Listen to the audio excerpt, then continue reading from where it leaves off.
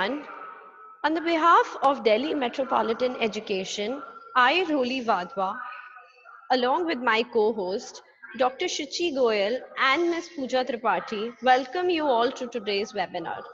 The topic for today's webinar is the key to grow traditional business is to forget about traditions altogether.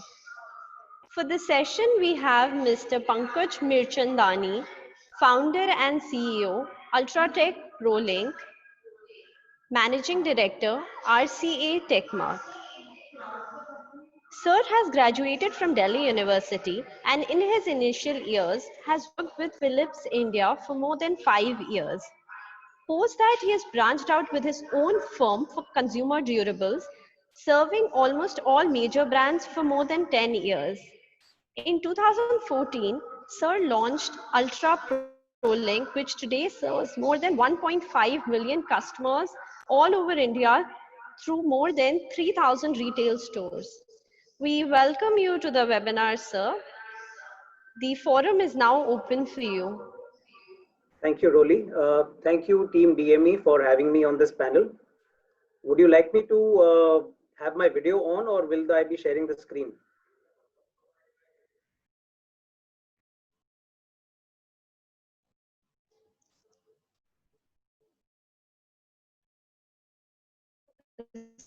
Sir, I could not hear you.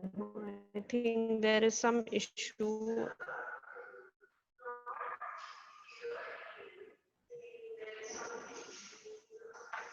Are you able to, am I audible now?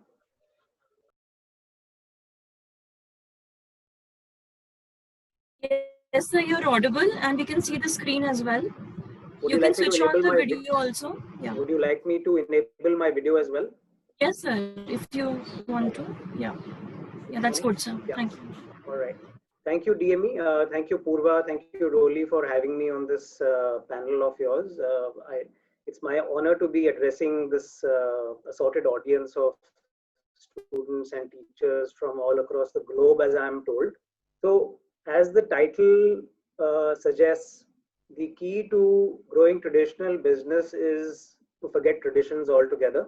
Since I started my career way back in '92, the way things were done back then is also the way things are being done till up to a few years back, which is why for people coming out of my generation, business owners, entrepreneurs, service providers, manufacturers, people who have not changed with the times, we created this webinar for our channel partners who are still holding on to the old methods of doing business. And that is the genesis of what brings me in front of you today. So I will just set some context first before we proceed to the next slide. So as I had mentioned that we always wanted as a brand, we wanted to kind of address this issue of our channel partners, which is basically consumer durables and IT and mobility retailers, about how to let go of the traditional way of doing business and changing with the times. And what evolved out of this was that I ended up addressing an assortment of business owners, retailers, distributors from the healthcare, fashion, technology, and durable and FMCG sectors. The learning was the same for everyone, right?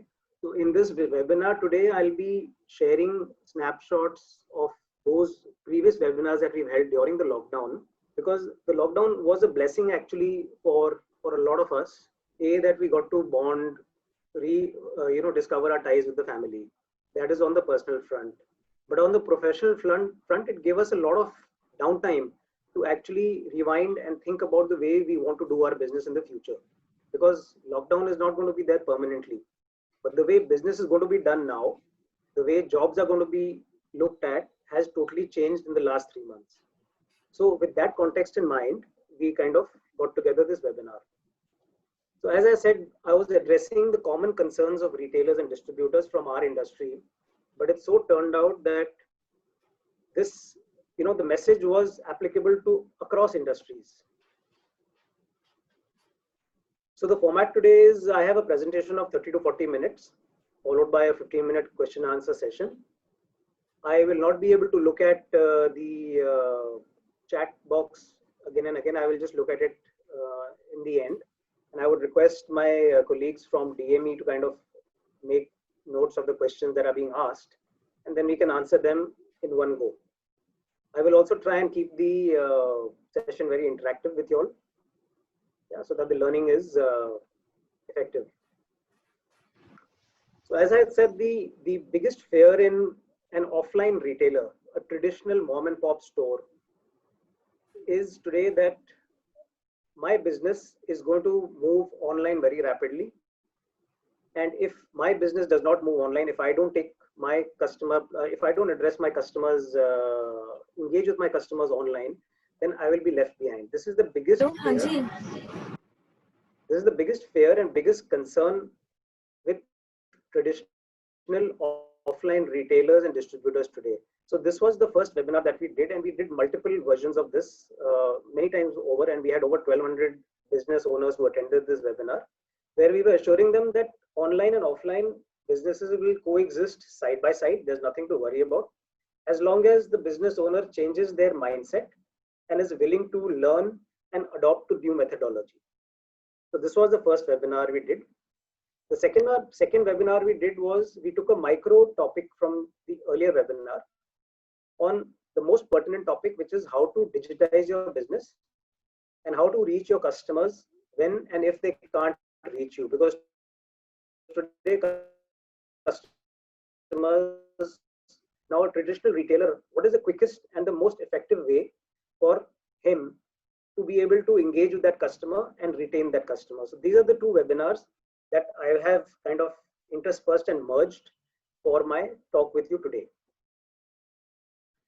So a bit about me, which Rolly had also mentioned a lot in detail, but I'll just take you through it. I'm the CEO and founder of Ultra Pro Link. Ultra Pro Link is a brand of mobile accessories that was founded in 2014. I'm a part-time musician. I'm a full-time member of the 5 AM Club. I'm a chopaholic, and I'm husband to a life coach. Besides this, I'm also very passionate about sports and fitness, and I play squash in my free time. So coming now to our brand Ultra Pro Link and the philosophy of Do More. So the webinar is one example of us as a brand philosophy, giving back to the community from which we have come. So I come from a family of offline retailers, traditional retailers, a family of consumer electronics who are into retail distribution. I kind of branched out on my own and I started this brand, and all that learning now I'm giving back to the community, or learning of more than 25 years and helping them change with the times. So Do More is a philosophy for us, whether it's internal for our employees or external for our customers. We always help our partners, our employees, our customers do more with our brand. Do more is a philosophy in terms, when you see us in terms of a brand, you would see us do more when you travel, do more with your music, because this is how our brand is spread up into different categories. So our mission is very simple. Our mission is to help people do more with their gadgets. We are very, very focused. We target the device owners. We don't sell the primary devices, but we sell all the accessories and the peripherals related to it. So our brand is split up into 4 categories. Connect, everything to do with cables and chargers. Sound is to do with audio, earphones and headphones and speakers. Charge is everything to do with power products like power banks, travel chargers, car chargers, and etc. And then we have a category called enhancements, which has all kinds of very interesting products, which you will see in the next slide. So as I mentioned, connected to do with cables and chargers and connectors. Charge is to do with power banks, power products, travel related chargers, car chargers, and wireless chargers. Then we have the audio segment. And then we have the enhancements, which are related accessories, which help you use your device in a much better way. We are a 100% compliant and certified brand. So any technology that we use or we adopt within our product, we always have the certification for it. We are currently serving retailers of various categories, including aviation sector. We are selling across 3,000 stores across 85 cities and 20 states. This is done through our distribution partner. We have about 22 distributors pan India who take us to 3,000 shops. These are some of our key accounts, key customers, including American Express. We are the only Indian brand to be present on the American Express catalog, and it's a great matter of pride for us. This is how you would see us in retail in your respective cities. If you were to go to an independent shopkeeper, who deals in mobile accessories, this is perhaps what you would see of our brand. So now coming to the topic of today, this is the reality in front of us today. From lockdown, we have come into unlock 2.0, 3.0. Various cities and states have gone back into a lockdown to kind of control the pandemic. But now going ahead, we will, instead of AD and BC, what we have been brought up to, in our school and college, now we will be known as before Corona and after Corona, because times have changed. The way people are living has changed. The way people will do business has changed, which is why I said it is time to let go of traditions and rethink of how we want to do our jobs and our business. So in my presentation, I'll be referring to BC and AC. BC is before Corona, AC is after Corona. Another alert for all business owners is that passive businesses will be wiped out. So if we are going to sit still and wait for things to happen, then there is a strong likelihood that our business, our company may get wiped out. Strong and active businesses will capture more market share. In the consumer demographic, there is a difference in the ability and willingness to spend. Today, a lot of our incomes have got minutely affected. Salaries have been given, salaries have been cut to some extent, but a lot of people, their homes are still running. The spending power is still there, but the willingness to spend is a question mark, because the consumer is holding on for a rainy day. They have become saving oriented. They have become very astute in how they want to spend their money, right? So this is a difference between the ability and the willingness to spend. We as sellers, or tomorrow when you hit the job market, you as sellers will have to work harder to earn the buyer's trust. Even if you are connected or working with a very strong reputed company or a brand, you will still have to work very, very hard now how to earn your customers' trust. There are two things that will impact the cash coming into your company. One will be the marketing dollar that you spend, and the second would be the sales that you generate. Rest, everything is termed as a cash out, right? So don't hold back. This is my, again, request to all the business owners. In all our webinars, we request all the channel partners, don't hold back on marketing. Don't hold back on any spend that you have to do towards generating a sale, because these are the only two things that will generate in your cash flow and keep your company alive. People have learned very, very quickly in the last 3 months to adapt to technology. Zoom has been around for years, but it's only in the last 3 months that we have actually unleashed the potential of how to do video conferencing, be it team meetings, be it Zoom, be it Google Hangouts. We have only unleashed and harnessed the potential of video meetings only now. So this is all the new normal that we have been talking about and hearing about. So please let me know in the chat box. This is an old adage, survival of the, please interact with me in the chat box and let me see how many of you can kind of help me on this one. Please type in the chat box if you're able to hear me and see me.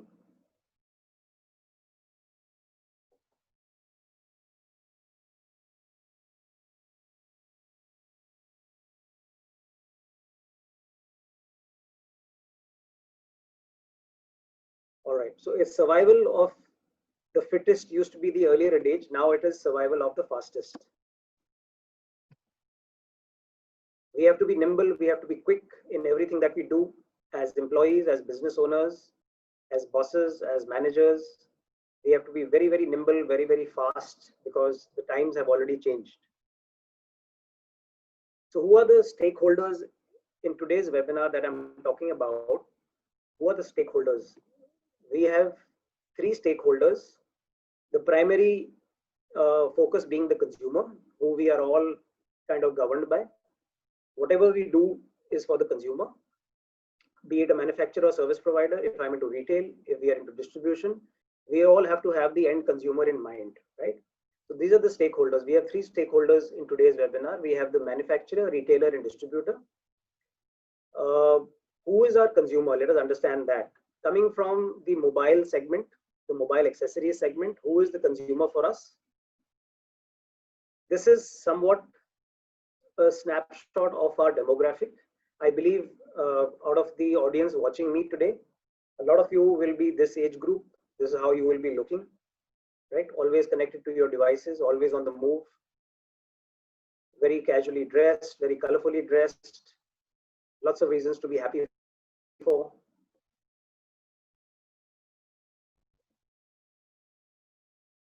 So if I was to further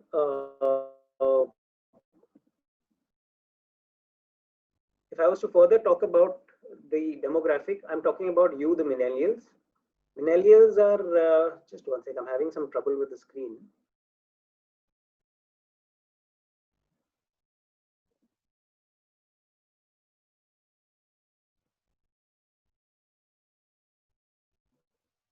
Yeah, that's better. So our target as a brand, our target audience is the millennials, which is you. Millennials are, they account for about 32% of the Indian population, 137 billion people, out of which today 32% are millennials, right? And this is an audience that we have to address as a brand. All our marketing, all our communication is targeted towards you, the millennials. I think a lot of you are millennials watching this today.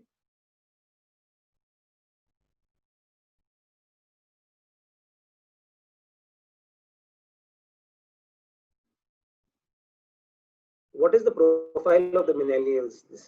They come with a very high disposable income, because most of you are still at home with your parents. You would be in jobs, you would be moving into jobs. So the pressure of the, sharing the household burden is yet not on you. Running a independent household is still not on you. So this high disposable income is very, very high. You have grown up alongside technology. So in time back in my day, when we were growing up in the late 80s, the only entertainment we had was black and white TV and Krishi Darshan in terms of from Doordarshan coming onto television. So we had to move out and invent our own games, right? We didn't have too much technology. I have grown up also partly with technology. I have learned as I have been growing. But today, people who are coming into say schools and colleges, kids coming into schools, are most of them don't even know what an analog phone is, or what an analog computer is, or what a keyboard is. A lot of them are directly typing onto screens. They are they adapt very quickly to technology. They adapt very quickly to the moving trends, which is social media and all that. The millennials are growing up in a world of convenience and choice, right? So the choices of careers, the choices of entertainment there's a plethora of them. Back in my time, you either became an MBA, you became an engineer, you became a doctor. Today, there are various ways of making a living. There are various vocations that are there as options in front of you all. The millennial is very, very discerning and seeks value in everything. They seek belonging, recognition, and empowerment and a sense of belonging to a community or to a cause. And they are very, very heavy users of social media: Facebook, Insta, YouTube, TikTok up to a few weeks back till it was banned. Very, very dependent, very, very deeply involved in social media. They do all their research online. They seek reviews and feedback and social validation from their peers. That is why everything today is posted online. The number of likes matter, the number of comments matter, right? So I'm setting a context, I'm setting a background that why is all this important for us to know as a consumer demographic and a psychographic? Because as a brand, as a business owner, we should be able to engage with this audience in a better way. A traditional business owner would never probably kind of segment their target audience. The millennial values experiences, discovery, and excitement in everything that they do. They're very sensitive about social issues and healthcare.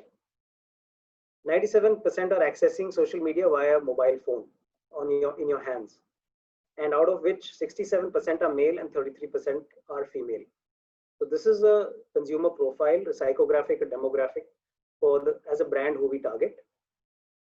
Now, why will a millennial customer buy our product, our brand, or why would they go to our channel partners or our kind of retail network? Is because our channel partners or we as a brand are engaging with them digitally. We are conversing with them digitally in a language that they understand. We are easy to find, which means today, if as a brand you want to leave me feedback or you want to talk to me, you have various options on how to do it. You don't need to look for my phone number. You don't need to look for our email ID. You can find us on Facebook. You can find us on YouTube. You can find us on Instagram. You can find us on Google. You can rate us, review us on Amazon, Flipkart. We are everywhere. So we are very, very easy to find. It's very easy for us to have a conversation with. And this is exactly what we teach all our channel partners, all our business partners, that start your digital journey, have a digital footprint, because the easier you are to find, the more your consumer will come and buy from you. Millennials love social validation. They love leaving ratings and reviews. Look at Zomato, how Zomato is totally born on ratings and reviews. Amazon, the shopping happens totally based on feedback. So this is very, very important for our target demographic.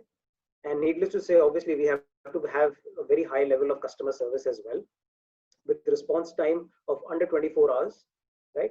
We have to give our customers multiple delivery options, including in-store pickups. We have to be able to reward their loyalty.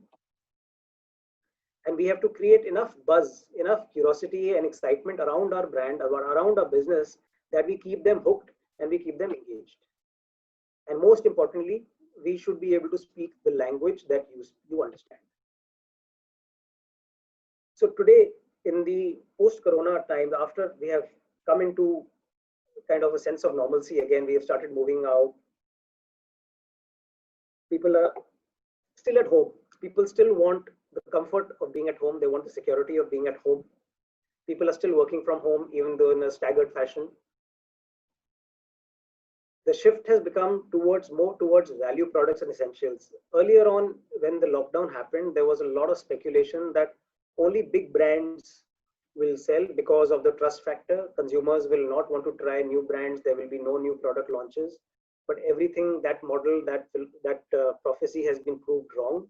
A lot of new brands have been born, including safety and hygiene and sanitization products. You'll see a lot of masks and sanitizer brands that have been born in the last 3 months, and consumers are not afraid to experiment with them because they see high value in those products and brands. Health, hygiene, and safety is of top priority. The family comes first, because the last 3 months have shown us that family is what has actually kept us sane and kept us secure in these times. Buying has been redefined. Earlier, buying was about going out, exploring, experiencing. Now today, buying is about comfort, convenience, and value. So this is how quickly the consumer behavior has changed. In the last 2 months, ever since we have come back into our markets and come to our workplaces and offices and shops, there's been a huge surge which we have seen. And this is more towards the psychology of revenge buying. The consumer has been locked up in their homes, no e-commerce as well, no home deliveries as well. And they are now saying everything goes to hell. We are going to go out and buy. This is what we need. This is what we want. So suddenly there's been this burst and a surge of shopping that we have seen. And this will slowly kind of taper down to a normal demand in the next 2 months, I feel. This has led to a lot discovery of a lot of new brands, be it online and offline, like I mentioned. Consumers have not held back into trying.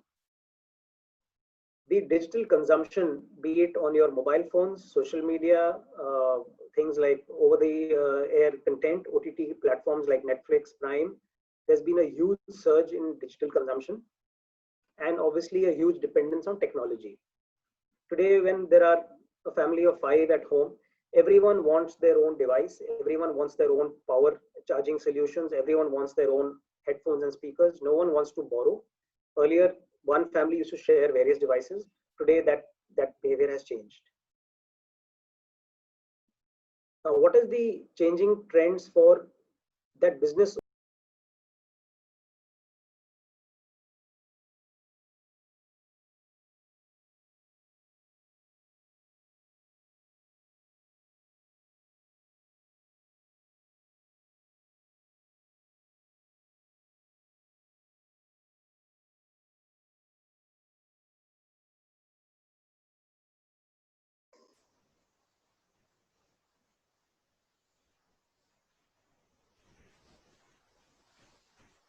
See, you are not audible.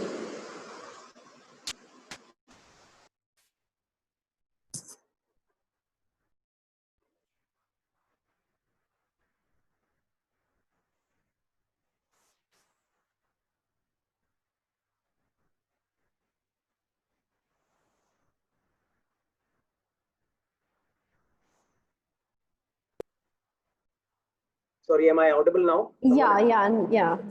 Now. As a business owner or as an employer or as a manufacturer or as a brand owner, you have to create new value for your customers, you have to create new product, you have to innovate, and you have to be very, very nimble and agile. As a business, you have to be ready to pivot. If you have already not done, it's still not late. You have to find new ways of addressing your audience. You have to kind of disrupt your existing business model. Otherwise, someone's going to come and do it better. Bleeding industries such as travel, such as real estate, restaurants to some extent. I mean, if these guys are not being able to find a disruptive model today, then they are in for hard times, at least in the next 6 to 8 months. We have to go back to basics, which is work on service and building trust amongst our customers. And obviously, we have to take our presence online. By online, I don't mean becoming an e-commerce company, but by taking our engagement and our conversations online with our target audience and our customers. And of course, if you are a consumer brand, then you have to think about going direct to consumer with omni-channel, which means you will be there in offline sales, you will be there in retail sales, you will be there in chain stores, you will be there serving directly to the consumer as well as a brand. So these are some of the interesting pivots and disruptions that have happened in the last 2 months, what I have noticed from whatever I have seen in the news and a little bit of reading that I have done. A lot of garment manufacturers were sitting closed. A lot of exporter friends of mine who were sitting with their factories shut, suddenly they jumped into mask manufacturing and PPE kit manufacturing. And this has kind of saved them and given them some breathing time for the next 3 to 6 months till this pandemic is still around, because mask has become a reality today. And this has given a new breath of life to a lot of garment manufacturers. Co-work spaces. Now, offices are shut. So obviously people are not going out. They're not obviously going to co-work spaces. So now what does a co-work space, what do some of them did with their fixtures and their assets? They started renting out furniture to people who didn't have work from home setup. So people went to co-work spaces and could rent even things like routers and dongles and tables and chairs from pin-up boards and stuff like this from co-work spaces. Passenger airlines started running cargo flights. Hotels, especially in cities where the homes are very, very tiny, very cramped up, where the family is holed up in 2 or 3 rooms, and there is no privacy for a person to do a kind of a work from home scenario.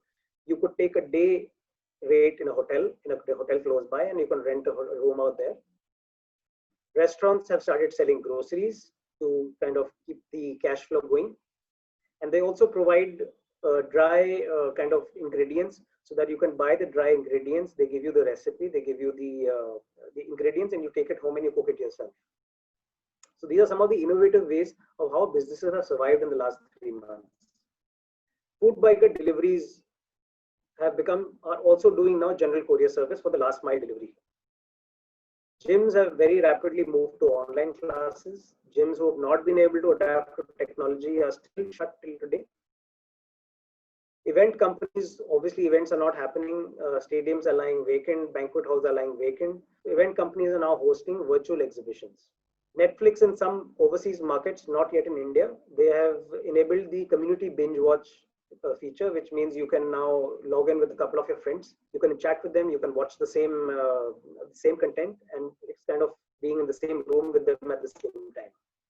And we as brand kind of broke through this mental barrier that mobile accessories can only sell through mobile shops, through gadget shops. And we have tied up with one of India's largest digital distributors called Max Wholesale, who takes us to 14,000 FMCG stores, Kirana stores, daily needs stores.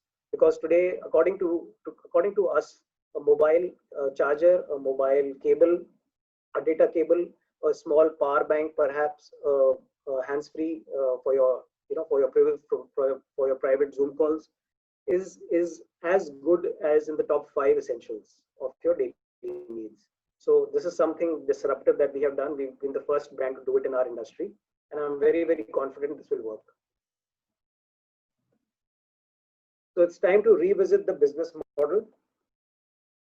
So before Corona, we used to talk, is my business recession proof? Is there going to be a recession again? How am I making my business recession proof? Vis-a-vis now, as business owners, we have to think about how to make our business pandemic proof, because this is the first time ever a lot of business owners have seen a complete lockdown, which means you're not being able to move out of your homes. In a scenario like this, a recession, an up and down curve is something you can still deal with.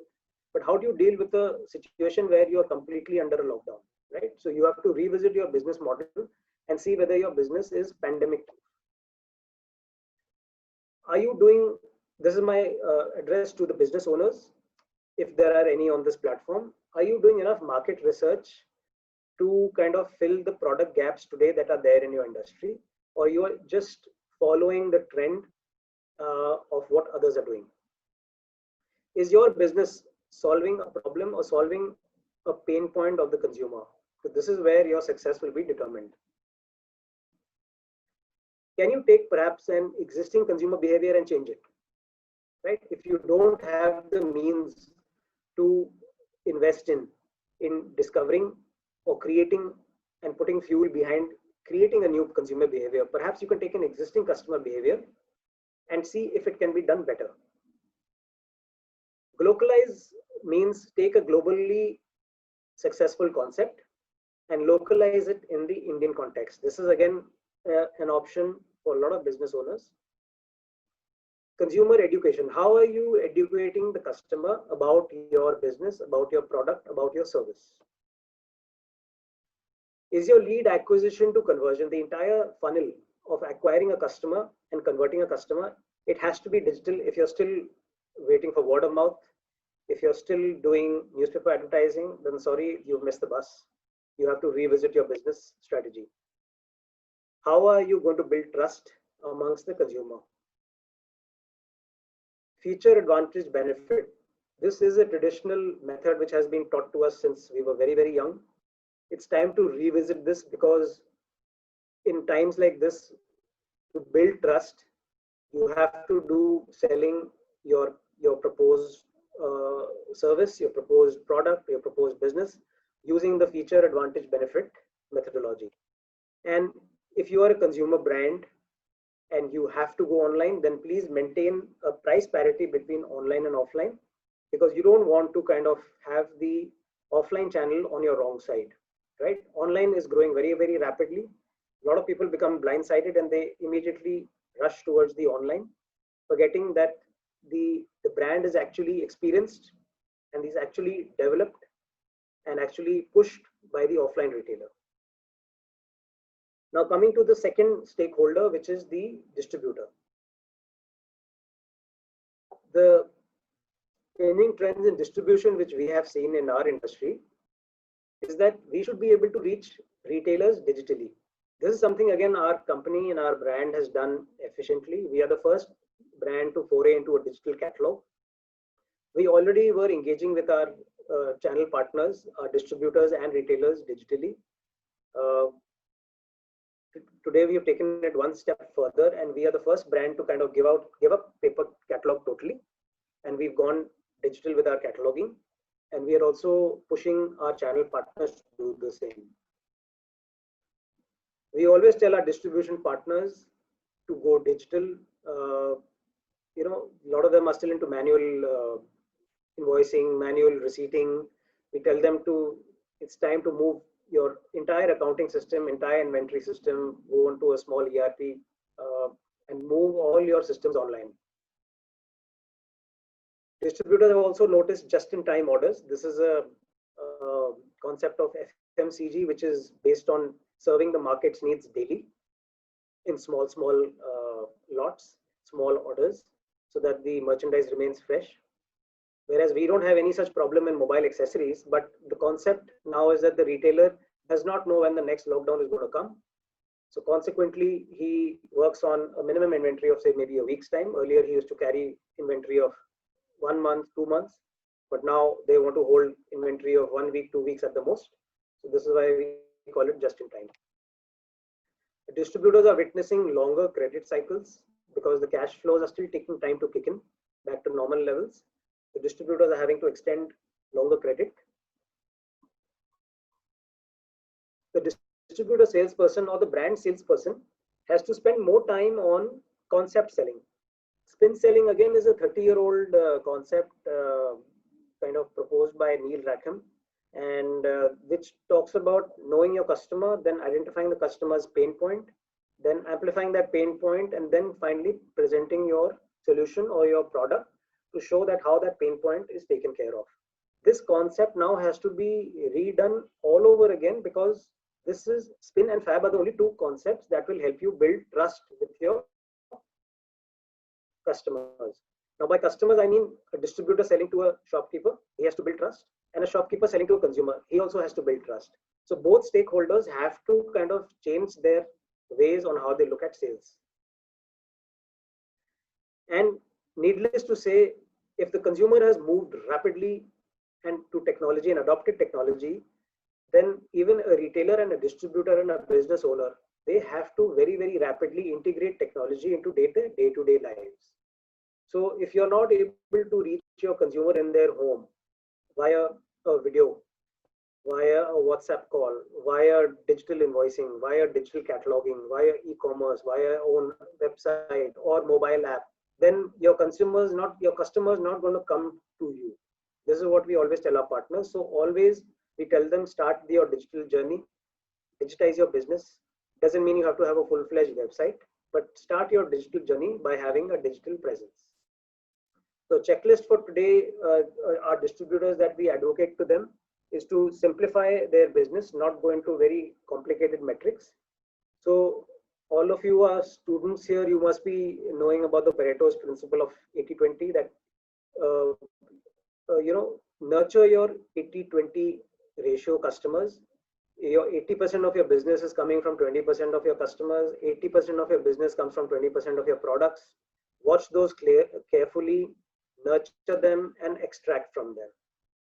And then go for width of distribution. That's what WOD stands for, which means acquire new customers, new retailers, new customers, new shopkeepers, acquire them very, very aggressively. Add products in your portfolio with a work from home story.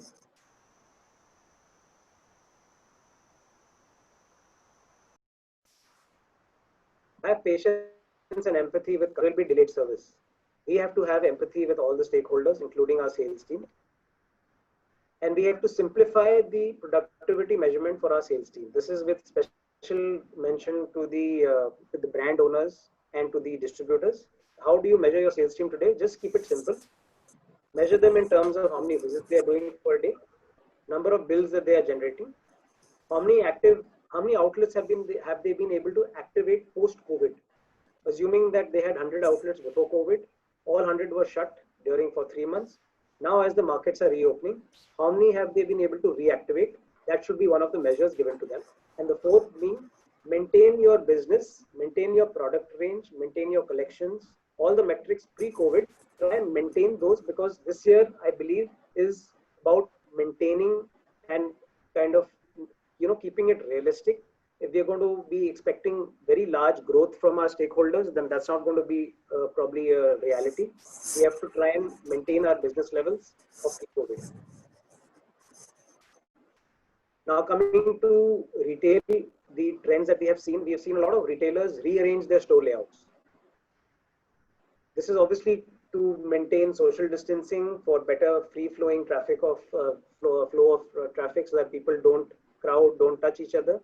And a lot of our large retailers, large retail partners have also regulated how many people should enter the store at a particular time, right? So for example, Chroma and Reliance, partners of ours, have also regulated that not more than 8 or 10 people will enter the store at a time.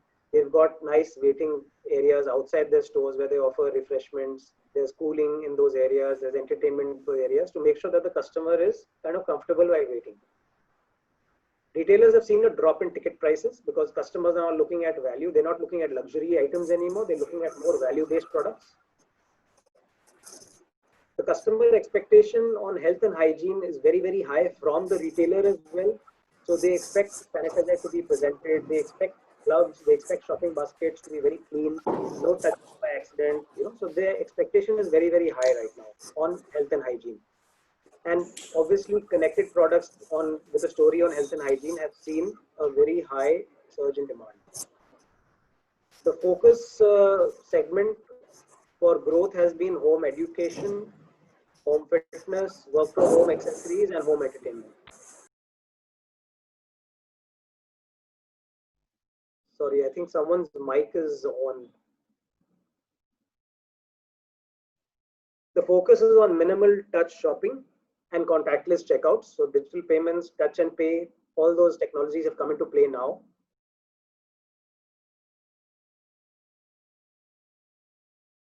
Retailers are offering digital invoicing and contactless payments. So for example, when I went shopping yesterday,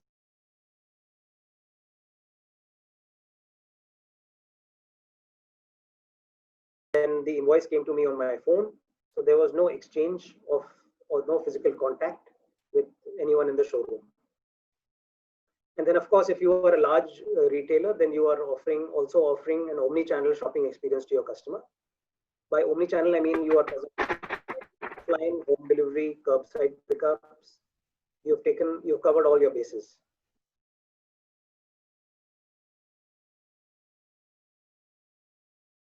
And then, of course, there's high dependence on technology where retailers are concerned.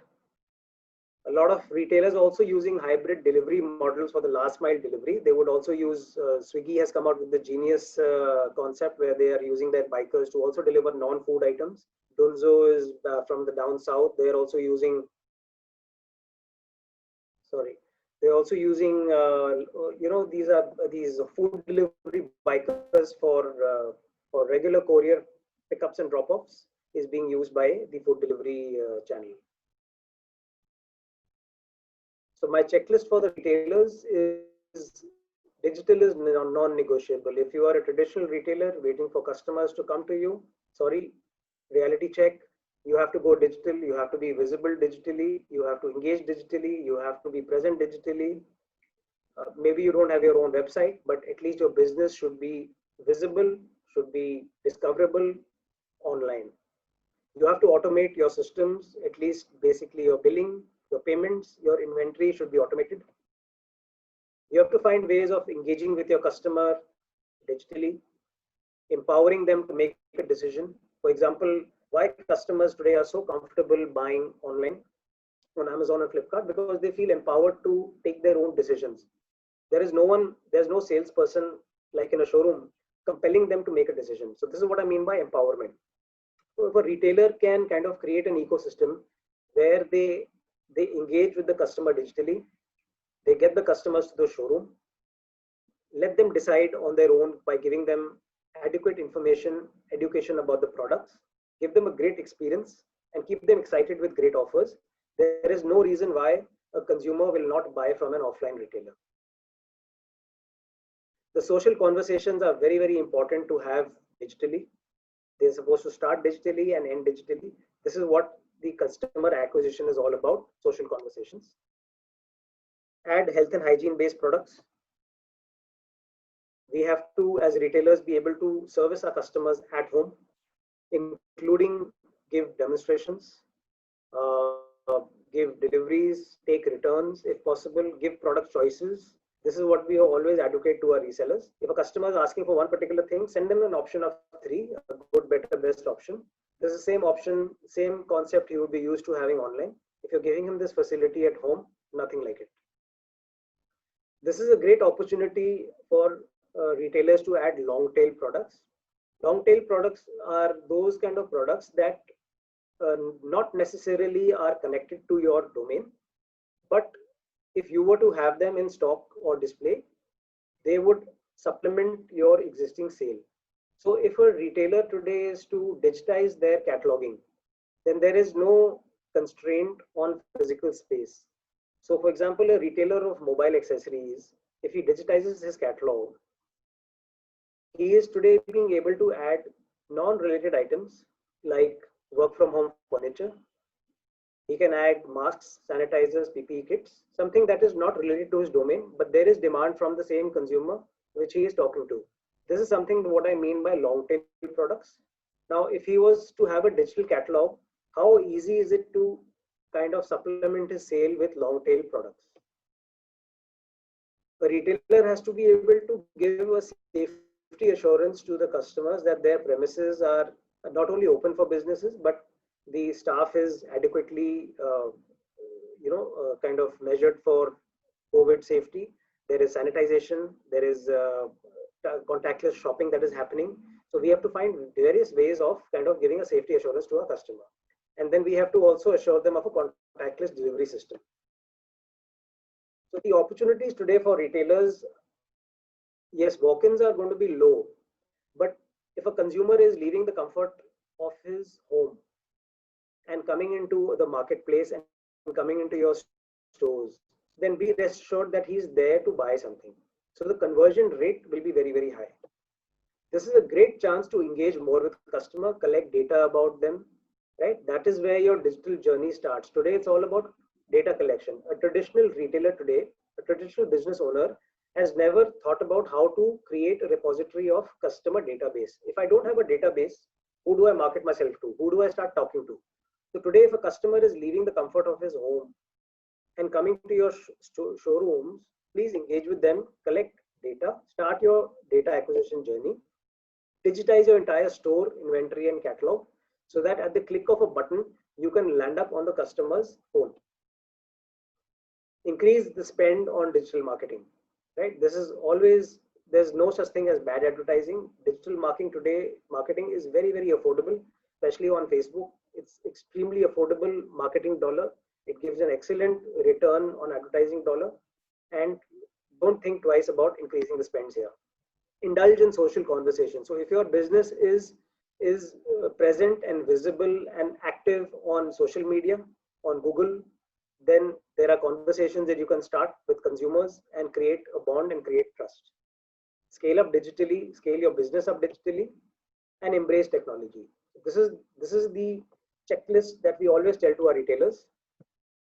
Now coming to the audience here, most of you are students and you would want to know that post-COVID, what are the top skills, what are the skill sets that probably your employers will be looking for, right?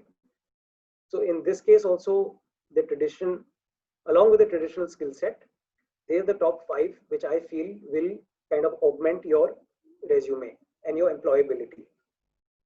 One would be your agility on how nimble and how swiftly you can change with times.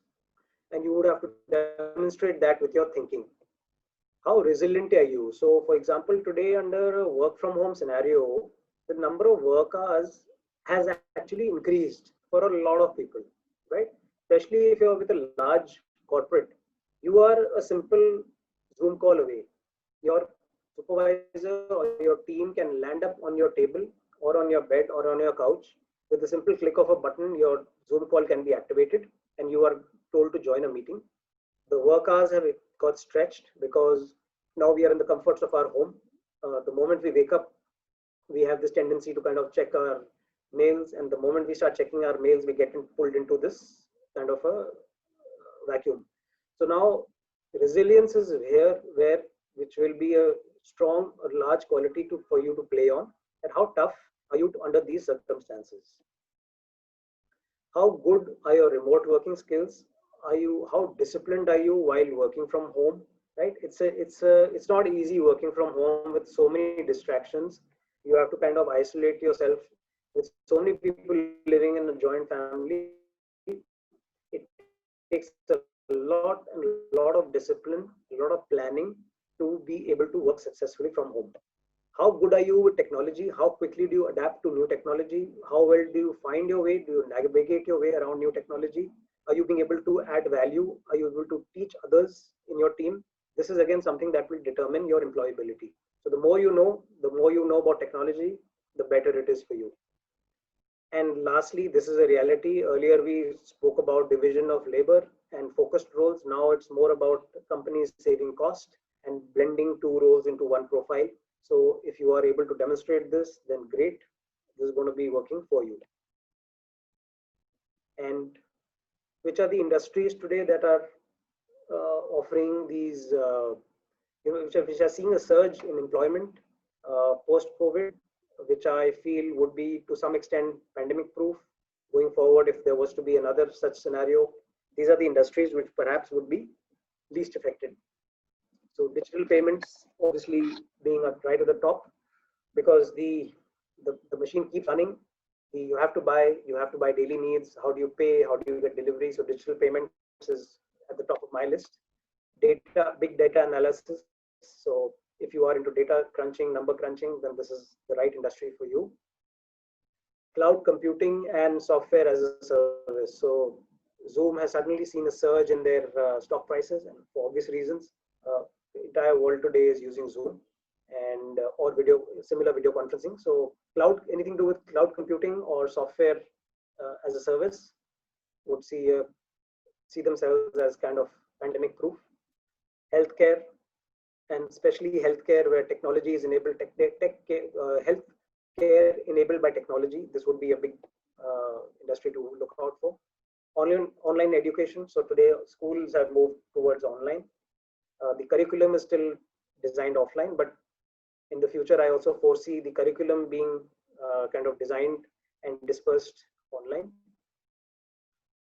Cybersecurity is a big one. Yeah. E-commerce, needless to say, likes of Amazon today have employed 20,000. Just last week, this news was out. They've employed 20,000 temporary man force because they're expecting a surge, or they are seeing a surge in their business. So e-commerce is something that will never stop.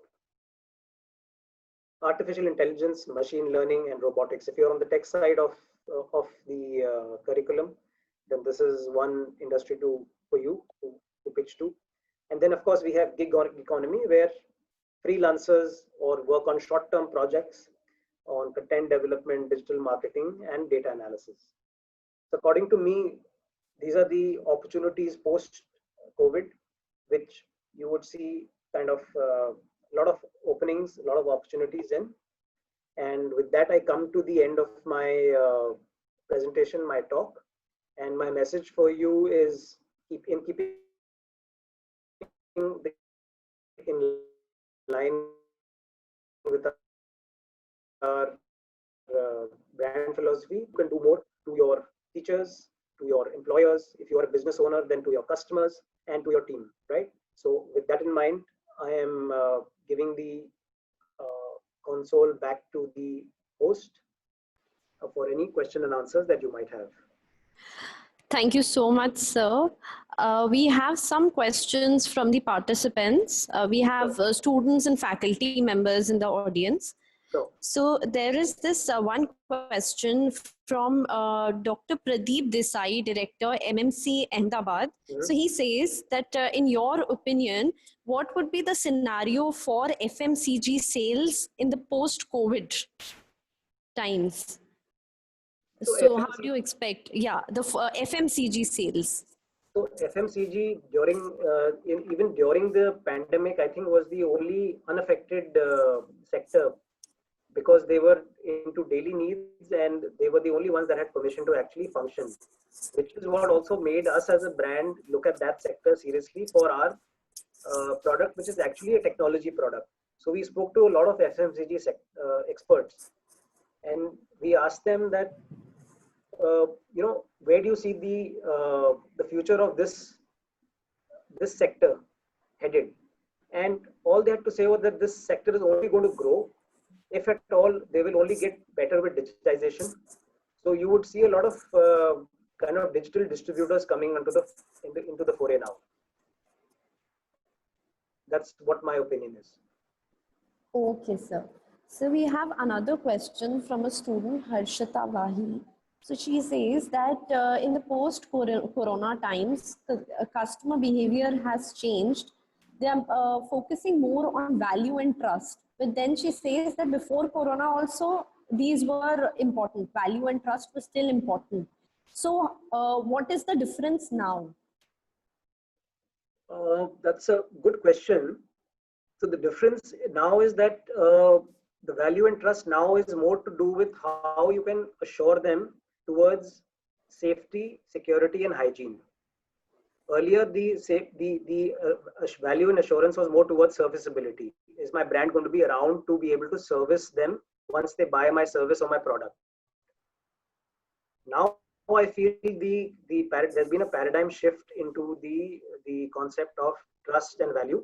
So obviously, they need the maximum value for money. They need the maximum bang for their buck. But where the trust comes in is now is that is your product good enough for me to take back home? Is your service good enough for me to take back home? Is it going to be making me feel safe and secure?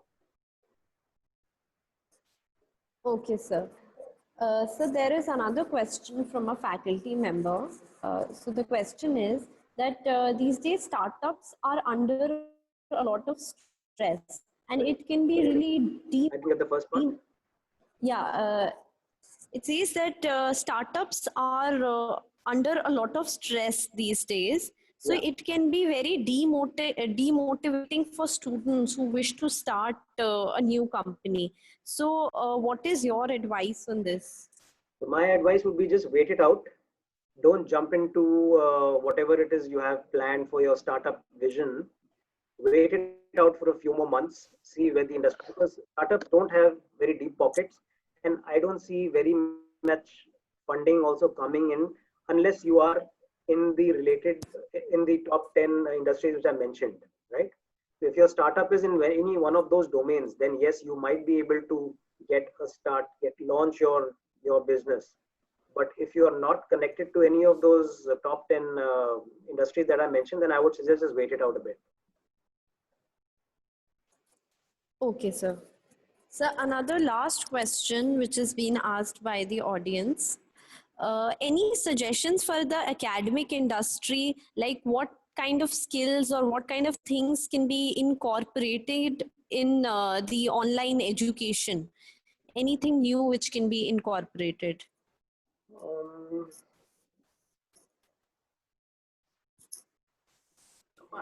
I'm not much of a background on the academic the education Okay. industry.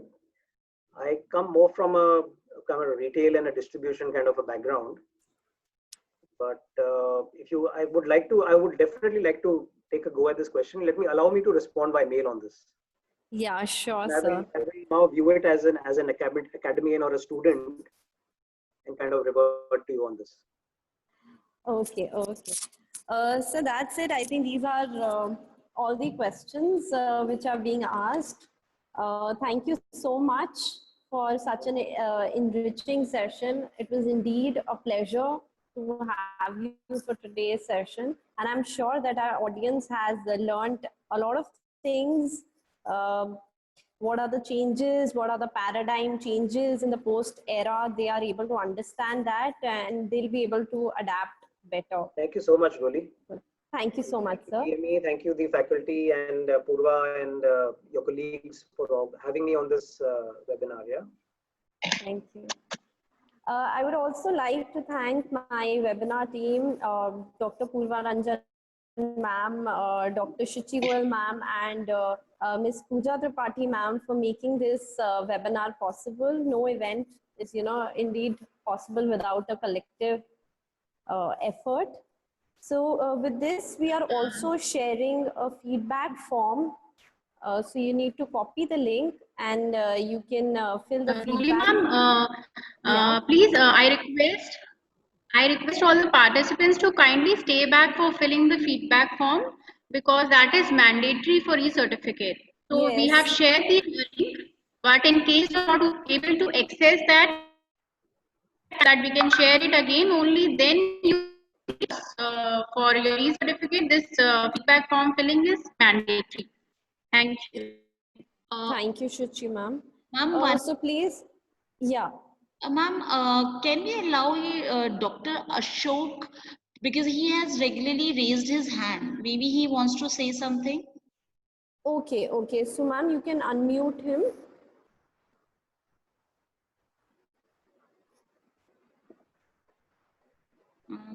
I have unmuted him. Perhaps he himself has not unmuted himself. So you need to unmute yourself. You'll get a Dr. notification. Dr. Ashok. Now he has lowered. Dr. Ashok, yes. Now he has lowered. Okay, maybe perhaps that was by mistake, I suppose. But still it is showing. Now there is Ratna.m who has raised his hand.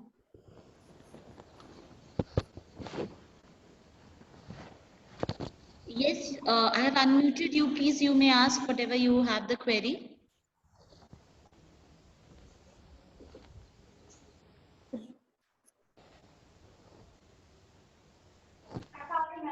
In the meanwhile, other people can keep filling the feedback form and Ratna.m. You've been unmuted. If you have any query, please do let us know. I think they've raised the hand by mistake, I suppose. Again, muted everybody. I think there's no more query now. Okay, so I again request everyone to fill up the feedback form. Your attendance will be incorporated from this form, so please do not miss filling this form. So I also need to fill up this feedback form. No, sir. No, sir. Purva this side. Thanks a lot for accepting the invite to have this webinar session. My pleasure. It was really interesting. And I gained a lot of new insights to talk about the same in my classes in future as I teach marketing. For your students, that was most important for me. Yes, yes. And for us faculties also to understand what is real time happening in the industry right now, what kind of new collaborations that are happening, and new avenues to